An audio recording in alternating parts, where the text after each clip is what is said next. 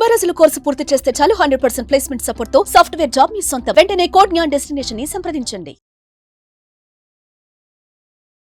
నమస్తే, welcome to Suman TV. నేను మీ anchor సరి. మార్చ్ నెలలో ద్వాదశ రాశుల వారికి ఎలా ఉండబోతుంది, వారు ఎలాంటి పరిహారాలు చేసుకోవాలి, వీటి గురించి ఇన్ డీటెయిల్గా మనతో చెప్పడానికి వేదిక్ ఆస్ట్రాలజర్ ఉమా గారు ఉన్నారు. వారిని అడిగి తెలుసుకుందాం. నమస్కారం గురుగారు. నమస్తే అమ్మా. ద్వాదశ రాశుల వారికి మార్చ్ నెలలో గ్రహ సంచారం ఎలా ఉండబోతుంది? అందరికీ నమస్కారం అండి. ఈ మార్చి నెల అంటే ఈ మాసంలో చాలా మార్పులు జరగబోతున్నాయి. ఎందుకు అంటే ఈ నెల ఆఖరిలో, ఈ మాసం చివరిలో శని యొక్క ట్రాన్సిట్ జరగడం వల్ల కొంతమందికి ఏలినాటి శని లేదా శని దోషములు పోతున్నాయి, కొంతమందికి శని దోషాలు పట్టబోతున్నాయి ఈ మాసం చివరిలో. అదేవిధంగా ఇదే మాసం చివరిలో 28, 29, 30వ తారీఖుల్లో షష్టగ్రహ కూటమైనటువంటిది ఏర్పడబోతోంది. దానివల్ల ద్వాదశ రాశులకి 12 రాశుల మీద కూడా ఈ యొక్క ప్రభావం అనేది తీవ్రంగా పడబోతోంది. ఐదర్ పాజిటివ్ అయినా నెగిటివ్ అయినా ఖచ్చితంగా పడుతుంది. దాని గురించి డిస్కస్ చేసుకోవాలి అండ్ దాని గురించి తగిన జాగ్రత్తలు కూడా చెప్పాలి. అదేవిధంగా ఈ మాసంలో రవి యొక్క ట్రాన్సిట్ కూడా మార్చి 15వ తారీఖు తర్వాత జరగబోతోంది. మార్చి 15వ తారీఖు వరకు కుంభంలో సంచరిస్తున్నటువంటి రవిగ్రహ సంచారము 15 తర్వాత మీనంలోకి ఎంటర్ అవ్వబోతున్నారు. కాబట్టి దానివల్ల కూడా కొంత మార్పులు అనేవి ఉద్యోగరీత్యా, పదవి యోగాల రీత్యా ప్రతి రాశికి కొన్ని మార్పులు జరగబోతున్నాయి. అయితే ఈ మాసము గ్రహ సంచారము చూస్తే వృషభంలో గురుగ్రహ బృహస్పతి సంచారము, మిథునంలో కుజగ్రహ సంచారము, కన్యలో కేతుగ్రహ సంచారము, కుంభంలో రవి శనుల యొక్క కంజంక్షను. రవి మార్చి 15 వరకు మాత్రమే కంజంక్షన్లో ఉంటారు, ఆ తర్వాత మీనంలోకి వెళ్ళిపోతారు. మీనంలో చంద్ర, శుక్ర, రాహు, బుధుల యొక్క సంచారం నడుస్తోంది. కుంభరాశి వారికి మార్చ్ నెలలో వివాహపరంగా కావచ్చు, విద్యాపరంగా, అలాగే సంతానపరంగా ఎలా ఉండబోతుంది, వారు ఎలాంటి పరిహారాలు చేసుకోవాలి గురుగారు? కుంభరాశి వాళ్ళకి ఈ మాసము, ఈ మార్చి మాసంలో కావచ్చు, ఫాల్గుణ మాసంలో కావచ్చు, 2 గ్రహాలు మాత్రమే యోగిస్తున్నాయని చెప్పొచ్చండి. కుంభరాశి వాళ్ళకి ఈ మాసం అంత అనుకూలంగా లేదు గ్రహస్థితి. కాబట్టి చాలా జాగ్రత్తగా ఎవ్రీ ఆస్పెక్ట్ ఆఫ్ లైఫ్లోనూ చాలా జాగ్రత్తగా అడుగులు వేయాలి. మొదటి నుంచి మనం చూసుకుంటే లగ్నంలో రవి యొక్క సంచారము, రవి శనుల యొక్క కంజంక్షన్ నడుస్తోంది.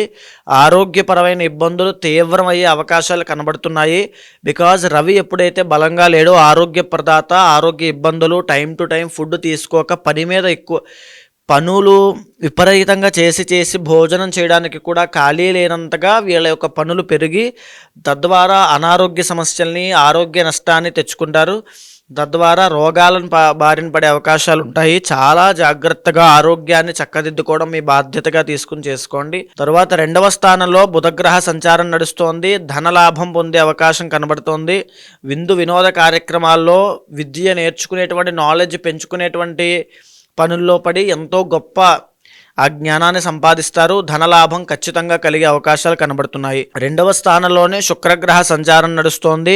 ధనలాభము, వస్త్రలాభము, వాహన లాభాలు, శుభకార్యాల్లో పాల్గొనేటువంటి యోగాలు బుధ శుక్రుడు యోగించడం వల్ల అద్భుతంగా యోగిస్తున్నాయి అని చెప్పచ్చు. ఆకస్మిక ధనలాభము, డబ్బులు కావాలి అనుకున్నప్పుడు, అవసరం ఉన్నప్పుడు ఖచ్చితంగా ఆ అవసరానికి తగ్గట్టుగా డబ్బులు అందుతాయి. అది చాలా మంచి యోగము, ఖచ్చితంగా చాలా బాగుందని చెప్పచ్చు. అదే 2వ స్థానంలోనే రాహుగ్రహ సంచారం వల్ల విపరీతమైన ఖర్చు, డబ్బులు నిలబడకపోవడము, డబ్బులు వస్తాయి అనేటువంటి పేరు ఒకటి ఉంటే వచ్చిన డబ్బులు వెళ్ళిపోతాయనే పేరు కూడా ఇంకొకటి ఉంటుంది. ఈ మాసంలో అదే జరుగుతుంది. ఏ డబ్బులు కూడా రూపాయి కూడా నిలబడే అవకాశం లేదు. ఫైనాన్షియల్గా చాలా జాగ్రత్తగా ఎక్స్పెండిచర్ తగ్గించుకుని మేనేజ్ చేసుకోండి. 4వ స్థానంలో గురుగ్రహ సంచారం నడుస్తోంది. దీనివల్ల మనోవిచారం పెరగడము, ఆర్థిక సమస్యల విషయంలో ఏమిటి ఇలా వస్తున్నాయి, ఇలా వెళ్ళిపోతున్నాయి, ఏంటి డబ్బులు నిలబడట్లేదు, ఎందుకు సంపాదిస్తున్నాను, ఎందుకు కష్టపడుతున్నాను, నా జీవితం ఇంతేనా అనే ఒక బాధ, ఒక విచారము, మనశ్శాంతి లేకపోవడం లాంటివి జరుగుతూ వేధిస్తూ వెంటాడుతూ ఉంటాయి. అది ఖచ్చితంగా కనబడుతుంది. దీంతో పాటుగా 5వ స్థానంలో కుజగ్రహ సంచారము బ్లడ్ రిలేటెడ్ ఇష్యూస్ కానీ, ఫీవర్ కానీ, కొత్త ప్రదేశాలకు వెళ్ళడం వల్ల వచ్చేటువంటి ఆరోగ్య సమస్యలు కానీ, ఇలాంటి విషయాల్లో చాలా ఇబ్బంది పడతారు. అష్టమంలో కేతుగ్రహ సంచారం కూడా అనారోగ్య సమస్యలకి, మానసిక ఒత్తిడికి, యాంగ్జైటీకి, ఓవర్ థింకింగ్ ప్రాబ్లంకి, నెగిటివ్ థింకింగ్కి, డిప్రెషన్కి తీసేటువంటి అవకాశాలు కనబడుతున్నాయి. వెరీ కేర్ఫుల్గా ఉండాల్సినటువంటి సమయం ఇది. అయితే బుధ శుక్రుడు మాత్రమే వీళ్ళకి యోగిస్తున్నారు కాబట్టి మిగతా గ్రహాలు ఏది గ్రహస్థితి అంత అనుకూలంగా లేదు. పై అధికారులతో కూడా ఇబ్బంది పడేటువంటి అవకాశాలు ఇవన్నీ కూడా కనబడుతున్నాయి. సో ఇంటర్నల్ జాతకం చూసుకోండి. జాతకంలో యోగాలు బాగున్నట్లయితే అద్భుతంగా ఈ ప్రాబ్లమ్స్ నుంచి ఓవర్కమ్ అవుతారు ఖచ్చితంగా. లేదు అనుకుంటే ఖచ్చితమైనటువంటి ఇబ్బందులు ఉంటాయి. కాబట్టి వెరీ కేర్ఫుల్గా ఉండడానికి ప్రయత్నం చేయండి. మీ ఎఫర్ట్స్ పెంచండి. ధనలాభం ఖచ్చితంగా కలుగుతుంది. ఖర్చు పెట్టద్దు, ఖర్చులు తగ్గించుకోండి. ఆరోగ్యం పట్ల ప్రత్యేకమైన శ్రద్ధ తీసుకోండి. ఈ మాసం చివరిలో కలిగే షష్టగ్రహ కూటమి మీకు 2వ స్థానంలో పట్టబోతోంది. కాబట్టి మాట విషయంలో చాలా జాగ్రత్త. ఎవరికి మాట ఇవ్వద్దు. మాట ఇచ్చి నష్టపోయే అవకాశాలు ఉంటాయి. ఆర్థిక పరంగా దాచుకున్న డబ్బులు కూడా ఏదో విధంగా ఖర్చు అయిపోయే అవకాశాలు కనబడుతున్నాయి. కుటుంబపరమైన ఒత్తిళ్లకు గురయ్యే అవకాశం ఉంటుంది.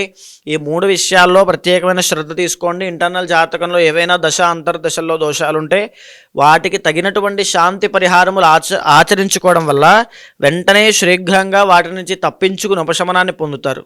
ఎలాంటి పరిహారాలు చేసుకోవాలి గురుగారు? వీళ్ళకి ఖచ్చితంగా చాలా గ్రహాలు ఇబ్బంది పెడుతున్నాయి కాబట్టి వీళ్ళ ఇష్టదైవ ఆరాధన, ఆ మంత్రాన్ని తీసుకుని బ్రహ్మ ముహూర్తంలో లేచి ఉన్నటువంటి సమస్యని, కోరికని చెప్పుకుంటూ ప్రతినిత్యము ఆ జపం చేయడం వల్ల ఖచ్చితంగా ఆ ఉపశమనాన్ని, ఆ కోరికలు సిద్ధింపజేసుకునేటువంటి గుణాన్ని, ఆ ఫలితాన్ని తప్పకుండా అనుభవిస్తారు. జాతకరీత్యా ఎవరికైనా ఎలాంటి సమస్యలు ఎదుర్కొన్నప్పటికీ దానికి తగ్గట్టుగా పరిష్కారాలు చేసుకోవాలి అంటే ఏ విధంగా మిమ్మల్ని అప్రోచ్ అయ్యే ఛాన్స్ ఉందంటారు గురుగారు? తప్పకుండా అమ్మా.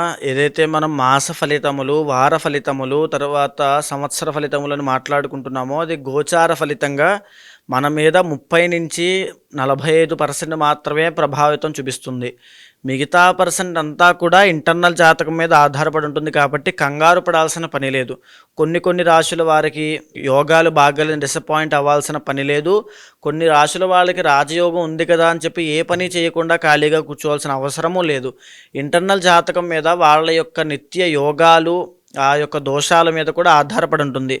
సో ఎవరైనా సంప్రదించాలనుకుంటే కింద కనిపించేటువంటి నెంబర్కి కాంటాక్ట్ చేయండి. తప్పకుండా మా వాళ్ళు మీకు పూర్తి వివరాలు ఇస్తారు. దాన్ని బట్టి తప్పకుండా ఇంటర్నల్ జాతకం చూసి దాన్ని గోచారంతో సమన్వయం చేసి ఏ సమస్యతో మీరు బాధపడుతున్నారో అది తెలుసుకున్న తర్వాత దానికి సరైనటువంటి పరిష్కారము, ఏదైతే పరిహారం పూజలు ఉంటాయో అవి చేయించి తప్పకుండా మీకు ఆ రిజల్ట్ వచ్చేలా చేస్తాను. ధన్యవాదాలు గురుగారు. నమస్తే అమ్మా. సుమన్ టీవీలో మీ పర్సనల్ అండ్ బిజినెస్ ప్రమోషన్స్ కోసం కింది నెంబర్కి కాంటాక్ట్ చేయండి.